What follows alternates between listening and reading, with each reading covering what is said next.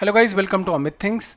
In this video we will see how we can easily create rounded borders with CSS. So use the border hyphen radius property. Right now we have our example here. We have set the style tag here to set CSS styles for the P tag, that is the following paragraph tag. Here it is.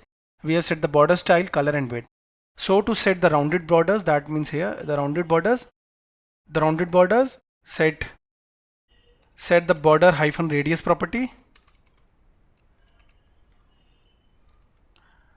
set a value, that is, let's say I've set 10px, save and run it.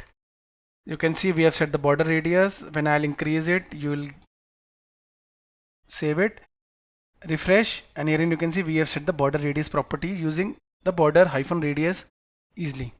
Okay, through this also you can set the top left corner, top right corner, bottom right corner and bottom left corner border radius. How? In the same property itself, let's say the first one is top left corner, I have set it to 15px. Next is your